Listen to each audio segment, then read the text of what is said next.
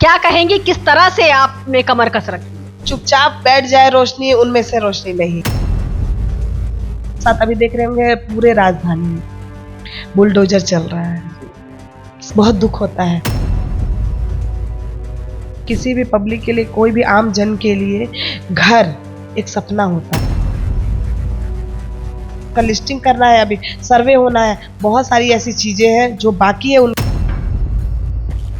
सड़क पर उतरने का कार्य किया, कितने ही लोगों की परेशानियों में उनके साथ खड़ी रही, जेल जाने का कार्य किया।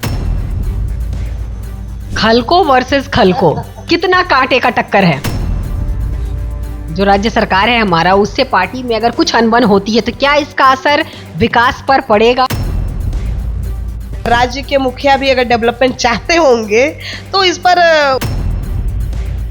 अगर आप मेयर बनती हैं तो सबसे पहला फोकस आपका किस काम?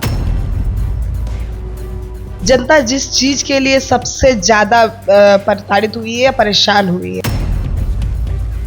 जनता मिलना चाहे तो रोशनी खलको इजीली अवेलेबल।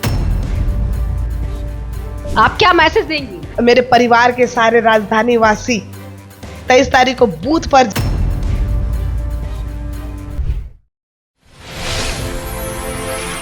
नमस्कार, मैं हूं सिमरन शुक्ला और आप देख रहे हैं स्वराज पोस्ट। नगर निकाय चुनाव बहुत सामने आ गया है। 23 तारीख को 23 फरवरी को चुनाव होने हैं और इसी के मद्देनजर बीजेपी से हमारी उम्मीदवार मेयर पद के लिए जो है रोशनी खलको जी इस वक्त हमारे साथ है। तो आइए उनसे जुड़ते हैं और जानते हैं कि रोशनी की रोशनी कितना रांची को रोशन करेगी। जी रोशनी जी, बहुत बहुत स्वागत है आपका स्वराज। नमस्ते जी। सबसे पहला सवाल मेरा आपसे यही रहेगा कि जो चुनाव है ये महज एक पद के लिए नहीं, किसी पद के लिए नहीं, ये शहर के लिए, विकास के लिए है और जनता के भरोसे का चुनाव है ये। क्या कहेंगी, किस तरह से आपने कमर कस रखी है? देखिए, सचमुच आपने सही कहा, ये चुनाव सिर्फ चुनाव नहीं है, लेकिन इसकी परिभाषा आपने बदल दी है। ये चुनाव जो है, ये चुनाव एक उत्सव की तरह है, क्योंकि जनता को 3 साल के बाद ये उत्सव बनाने का मौका मिला है। आज से 3 साल पहले ही ये चुनाव हो जाने चाहिए। मैम, इसके लिए मैं आपको बधाई दूंगी कि आप लोगों की कोशिश है जो ये चुनाव इस तरह से होने वाले हैं। देखिए, जनता का बहुत प्यार था। अंतिम टाइम 2018 में लोगों ने निर्विरोध पार्षद बनाया था, उनका कर्ज था मेरे ऊपर। और चुपचाप बैठ जाए रोशनी, उनमें से रोशनी नहीं है। जनता के हक अधिकार के लिए मुझे लड़ना ही था, तो हम लोग उतरे और हमारे साथी भाइयों ने मुझे सहयोग किया और निश्चित ही ये चुनाव सरकार को घुटने टेक करके माननीय उच्च न्यायालय के आदेश पर हुआ। बिल्कुल, और आज वो उत्सव हम लोग मना रहे हैं। तो सचमुच जनता के बीच में जा करके बहुत अच्छा लग रहा है। देखिए, इस बात की खुशी कम है कि मैं प्रत्याशी हूँ, इस बात की खुशी ज्यादा है कि चुनाव हो रहा है। क्योंकि जनता छोटी छोटी मूलभूत सुविधाओं के लिए बहुत प्रताड़ित हुई है, बहुत थक गई थी जनता कि किसके पास अपनी समस्या लेके जाए, किसे अपनी बातें कहे। नगर निगम की बड़ी बिल्डिंगों में वो जो जाते थे तो वहां से रोते बिलखते वो लोग वापस आते थे और गुम हो जाते थे। सीओ ऑफिस का हाल वही था, सड़कों की स्थिति वही थी, गंदगी किस तरह से फैला हुआ है आपसे छिपा हुआ नहीं है। लेकिन हाँ, एक थोड़ा सा कहते हैं ना कि जब अंधेरा होता है तो एक मोमबत्ती का जो उजाला होता है वो भी, हाँ, वो एक निकाय चुनाव होगा, अब अंधेरा हटेगा और बिल्कुल सारे लोगों को चुनाव होगा, इस तरह का चीजें चल रहा था मन में पहले से ही। तो एक विश्वास के साथ ये जब चुनाव होने लग गया तो अब जनता की समस्याएं कैसे खत्म हो उसके लिए हम दृढ़ संकल्पित हैं। क्योंकि एक समस्या थी कि चुनाव नहीं हो रहा था, लेकिन अब बड़ी समस्या और बड़ी चुनौती है मेरे लिए कि अब जनता ने जो इतना प्यार, इतना सम्मान और मेरे जितने भी अभिभावक हैं जिन्होंने मुझे अपना समर्थन दिया है, तो मेरी जिम्मेदारी भी बहुत बढ़ गई है और निश्चित दृढ़ संकल्पित हूँ रांची को राजधानी बनाने के लिए। आपने बिल्कुल सही कहा कि जिम्मेदारी तो बढ़ गई है पार्षद से अब मेयर के लिए। जिस तरह से आपने रांची को बहुत करीब से देखा है एज ए पार्षद, जब आप रही हैं पार्षद, देखा है रांची को और रांची में जो मूलभूत समस्याएं हैं उससे आप भी बहुत अच्छे से वाकिफ हैं। लेकिन अगर आप मेयर बनती हैं तो सबसे पहला फोकस आपका किस काम पर होगा? जनता जिस चीज के लिए सबसे ज्यादा प्रताड़ित हुई है, परेशान हुई है। नगर निगम की बड़ी बिल्डिंगों में जाने के बाद वो गुम हो जाया करते थे, अभी आप ही ने कहा।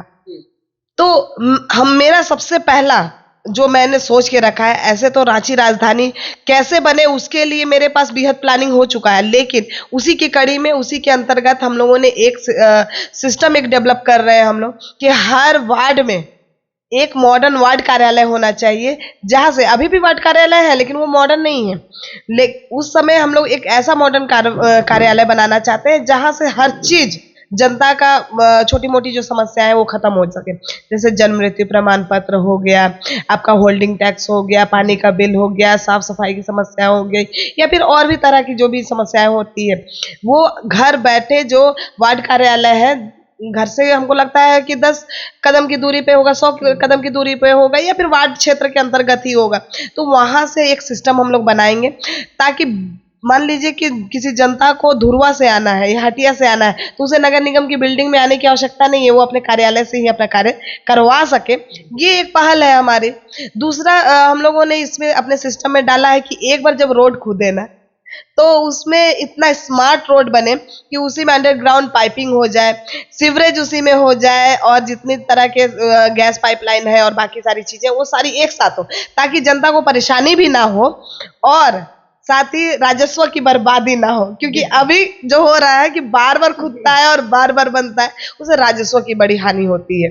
उसके अलावा हम लोगों ने महिला सुरक्षा को देखते हुए, चूंकि राजधानी है और आप भी महिला हैं। बिल्कुल, राजधानी है और मैं महिला हूँ, और बच्चियां यहाँ पढ़ाई के लिए बाहर से आती हैं, यहाँ रहती हैं, कोई लाइब्रेरी जा रहा है, कोई कहीं जा रहा है, तो सुरक्षा के दृष्टिकोण से राज्य सरकार के साथ मिल करके अगर समन्वय बहुत अच्छा बैठा तो राज्य सरकार से अनुरोध करके, और जिस भी स्थिति में हम लोगों ने एक सिस्टम डेवलप करना चाहते हैं कि अभी गश्ती जो होती है, आप देखते होंगे जो थाना होता है, थाना के द्वारा होता है, लेकिन मेरा ये सोच है कि महिला गश्ती होनी चाहिए, पिंक पुलिस होनी चाहिए जी, ताकि महिलाएं अपने आप को सुरक्षित महसूस कर सके कि जब मैं रात को बाहर निकलूं या फिर मैं दिन में भी बाहर हूं तो मेरे साथ मेरा बिल्कुल बेखौफ निकल सके। आज राजधानी सेफ नहीं है, इसमें कहने में कहीं संकोच नहीं होता, लेकिन वैसी स्थिति में लोग थोड़े से मजबूत होंगे। उसके अलावा हम लोगों ने कैसे सेफ्टी के दृष्टिकोण से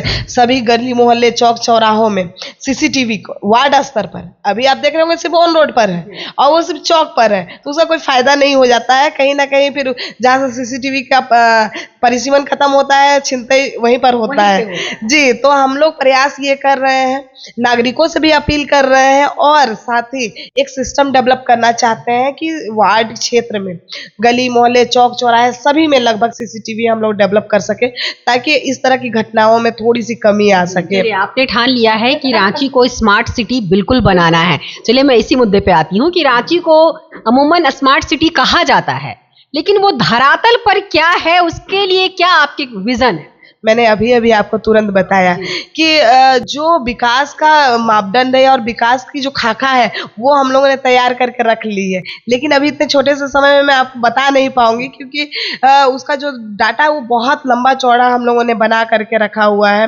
बहुत सारी चीज़ों में हम लोग को काम करने की आवश्यकता है। यहाँ पर बड़े बड़े अपार्टमेंट्स हैं, आप देख लीजिए, बहुत सारे हॉस्टल हैं, तो उन सारी चीज़ों को रजिस्ट्रेशन करवा के सुव्यवस्थित तरीके से हम लोग कैसे कराएं, कोई भी हॉस्टल का सरलीकरण करके उसका रजिस्ट्रेशन हम लोग करवाएंगे। क्योंकि अभी नक्शा मांग लेता है, मान लीजिए किसी का पुराना घर है तो वो नक्शा कहाँ से दे, तो बहुत सारी ऐसी समस्याएं, होल्डिंग है, पानी, बहुत सारी ऐसी चीजें हैं जिसको हम लोग सुव्यवस्थित करने के ये में है।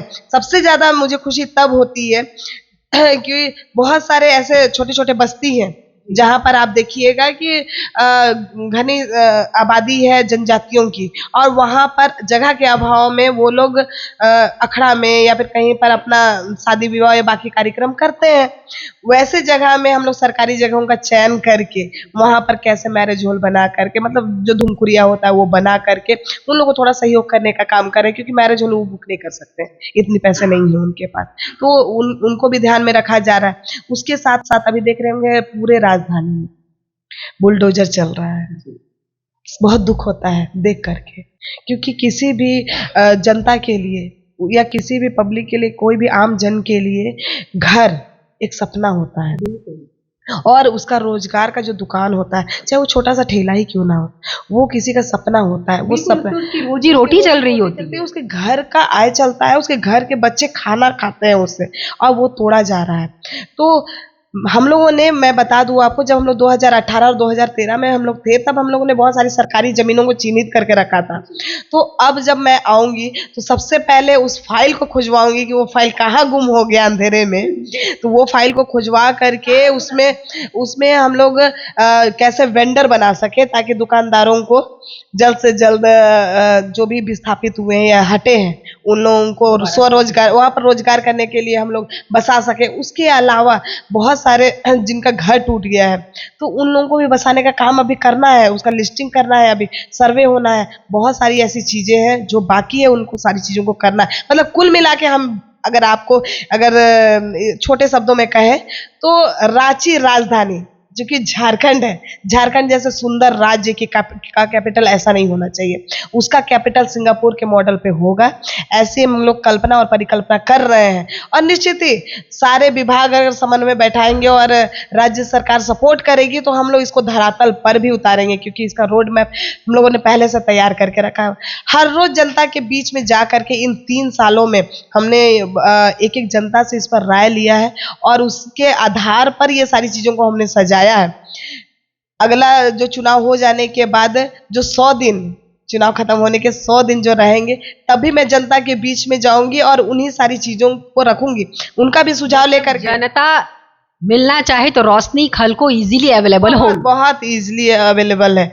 जब जनता मुझे आवाज देगी तब मैं उनके बीच रहूंगी, चाहे वो दिन हो चाहे रात हो। वो मतलब तुमने पुकारा और हम चले आए। बिल्कुल, देखिए ये मेरा परिवार है, राजधानी मेरा परिवार है, और राजधानी वासियों ने उतने ही प्यार से मुझे पहले पार्षद के रूप में मुझे स्वीकारा, और आज मुझे वो लोग जब उससे कहीं ऊपर जा करके पूरे राजधानी का। रोशनी जी, आपको लगता है कि जैसे आप पहले पार्षद रही हैं तो आपके लिए मेयर जनता को एक्सेप्ट करना बहुत आसान होगा? बिल्कुल, इसलिए आसान होगा क्योंकि मैंने बहुत जमीनी स्तर पर काम किया है, और मैं दूसरे प्रत्याशियों पर नहीं जाना चाहती हूँ, लेकिन फिर भी एक संज्ञान जो मेरे दिमाग में आता है, या बाकी जो पब्लिक भी अभी पूछ रहे हैं तो बार बार आता है कि इन 13 सालों में, मैं किसी भी प्रत्याशी की कोई आलोचना नहीं कर रही हूँ, लेकिन हो सकता है कि जो हमारे साथ उठे हैं वो लोग, उनका कार्यकाल 5 साल का मेयर के रूप में होगा, और उनके कार्य क्षमता पर भी मैं ये क्या बोलते हैं उसको, ये नहीं कर रही हूँ कि नहीं खराब है, सब कुछ ठीक है। लेकिन उन 5 सालों के बाद जो 13 साल का ये जो लंबा गैपिंग हुआ, उसमें रोशनी पार्षद थी, और पार्षद रहते ही सड़क पर उतरने का कार्य किया, कितने ही लोगों की परेशानियों में उनके साथ खड़ी रही, जेल जाने का कार्य किया, और उसके अलावा आप ऑफिसों में गरजने का काम किया। हम लोगों ने कितने ही अफसरों से मिल करके, लड़ झगड़ के, थाना पुलिस सभी हम लोगों ने जनता के साथ और जनता के बीच में रह करके किया, लेकिन इन सारी चीजों में वो तो नजर नहीं आती थी। इन 13 सालों में वो कहाँ गायब थी? जब नगर निकाय चुनाव नहीं हो रहा था, 3 साल का लंबा गैपिंग के पास उन्हीं की सरकार है, गठबंधन की सरकार है, आखिरकार ये नगर निकाय चुनाव उन्होंने क्यों रोक के रखा था? उसी वक्त इन लोगों को नगर निकाय चुनाव कर देना चाहिए था, क्योंकि जनता की परेशानियों से बाकियों को कोई लेना देना नहीं था, उन्हें सिर्फ स्वार्थ की राजनीति करनी थी। आज जब निकाय चुनाव माननीय उच्च न्यायालय के आदेश पर हो रहा है, तो ये लोग उसी में अपना रोटी सेकना चाहते हैं। अच्छा मैम, खलको वर्सेस खलको, कितना कांटे का टक्कर है? कोई कांटे की टक्कर नहीं, मैंने तो अभी आपको एकदम स्पष्ट कर दिया, अभी तुरंत मैंने इसका जवाब दिया कि जनता जानती है, ये राजधानी की जनता है, पढ़ी लिखी जनता है और समझदार जागरूक जनता है। ये जानती है कि उनके बीच में उनके साथ रह करके कार्य करने वाला या उनकी समस्या सुनने वाला कौन है, उनका दुख दर्द जानने वाला कौन है। और ये जो आप खलको वर्सेस खलको जो कह रहे हैं, दूसरे खलको लोगों को पूछिएगा जरूर इस बात को कि इन 13 सालों में वो लोग एक दिन भी नजर क्यों नहीं आए? नगर निकाय चुनाव नहीं हो रहा था, इसके लिए रोड से लेकर के कोर्ट तक का दरवाजा क्यों नहीं खटखटाया इन्होंने? ये लोग तो आंदोलन करने के लिए भी रोड पर नहीं आए कि भाई नगर निकाय। श्रेय तो बीजेपी को जाता है। देखिए, इसका श्रेय बिल्कुल बीजेपी को जाता है, इसमें कहीं शक नहीं है। मैं बीजेपी छोटी सी कार्यकर्ता हूँ, और मेरी उनकी प्रेरणा है जो हम लोगों को इस तरह का सहयोग करते हैं, और हम सबों को मजबूत करते हैं कि इस तरह जनता के बीच रह करके जनता की जो भी समस्या हो उसे कैसे हम लोग खत्म कर सके, उसके लिए लगातार हम लोग प्रयास करते हैं। मैम, जैसा कि गठबंधन की सरकार है, तो अगर कभी जो राज्य सरकार है हमारा, उससे पार्टी में अगर कुछ अनबन होती है तो क्या इसका असर विकास पर पड़ेगा? देखिए कुछ चीजें सीमित होती हैं। मैं आपको बता दूं कि नगर निगम भले स्वयं संस्थान है, लेकिन इसमें केंद्र सरकार का जो भागीदारी होती है वो सबसे ज़्यादा होती है। केंद्र से पैसा आता है और उसी के आधार पर जो नगर निकाय का डेवलपमेंट होता है ज़्यादातर उसी से होता है, लेकिन इसमें राज्य सरकार के द्वारा भी समन्वय बैठाना पड़ता है। तो निश्चित ही मुझे ऐसा लगता है कि राज्य के मुखिया भी अगर डेवलपमेंट चाहते होंगे तो इस पर उनकी भी सहमति होनी ही चाहिए। और मेरा मानना ये है कि अगर नहीं है अगर उनकी सहमति नहीं भी होगी तो हम लोग सहमति करवाने का प्रयास कराएंगे। चलिए, आपने बहुत अच्छी बात कही। तो यानी कि पूरा उम्मीद किया जा सकता है कि रोशनी, खलको जी की रोशनी में रांची जगमगाएगा नहीं, नहाएगा। ऐसी हमारी शुभकामनाएं हैं कि आप जो मनोकामनाएं हैं, जिस उद्देश्य के साथ आप उतरी हैं, वो उद्देश्य पूरा हो। तो जैसा कि रोशनी जी ने बताया, इनके पास बहुत बढ़िया एक विजन है जिसके साथ ये उतर रही हैं। जी, आप क्या मैसेज देंगी? एक आग्रह है, और चूंकि जनता का बहुत प्यार और बहुत सपोर्ट मुझे मिल रहा है, जहाँ जा रहे हैं वहाँ लोग उत्साहित होकर के फूल मालाओं से मेरा स्वागत कर रहे हैं। लेकिन इन फूल मालाओं से ज़्यादा मुझे खुशी तब होगी जब मेरे परिवार के सारे राजधानी वासी 23 तारीख को बूथ पर जाएंगे, और उस बूथ पर जाने के बाद जो बैलेट पेपर है उसमें बिस्किट छाप और सीरियल नंबर 6 पर मोहर लगा करके मुझे विजयी बनाएंगे, और निश्चित ही राजधानी को सचमुच राजधानी बनाने के लिए एक कदम हम लोग आगे बढ़ेंगे। धन्यवाद। तो ये हमारे साथ रोशनी खलको जी थी, जिन्होंने अपने पूरे बहुत ही विस्तार से अपने विजन को बताया कि किस विजन के साथ वो इस पद के लिए चुनाव लड़ रही हैं। कैमरा पर्सन भूपेंद्र के साथ मैं सिमरन शुक्ला, स्वराज पोस्ट, रांची।